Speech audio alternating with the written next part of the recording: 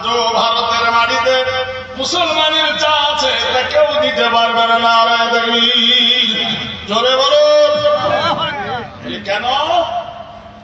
কি দিয়েছ?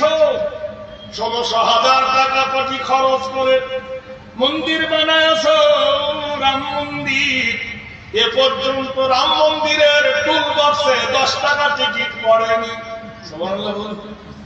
কেউ আজ পর্যন্ত দেখতে গেল না 10 টাকা টিকিট কেটে রামের মন্দির। 16,000 কোটি টাকা খরচ। কোথায়? ভারতের মাটিতে মুসলমানের একটা কবর আছে, নাম হলো তাজমহল। সুবহানাল্লাহ বলুন।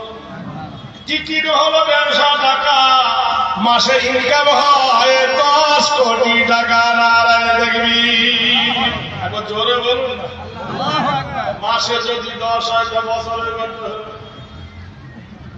100 কোটি। গেল কোথায়? যাচ্ছে কোথায়?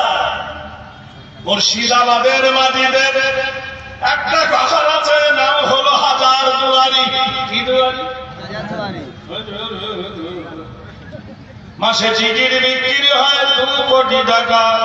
2 কোটি টাকা মাসে হলে বছরে কত হয়? 24 কোটি টাকা।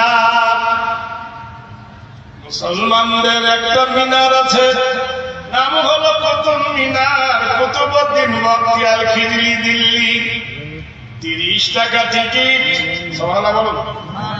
মাসে বিক্রি হয় 1 কোটি টাকা, বছরে হয় 12 কোটি টাকা। কাদের টাকা খাচ্ছে দেখো। আর বলছে নে রে ভারতকে দেবে। মক্কার সরজমিনে কি গুঞ্জাইশ শুরু হলো?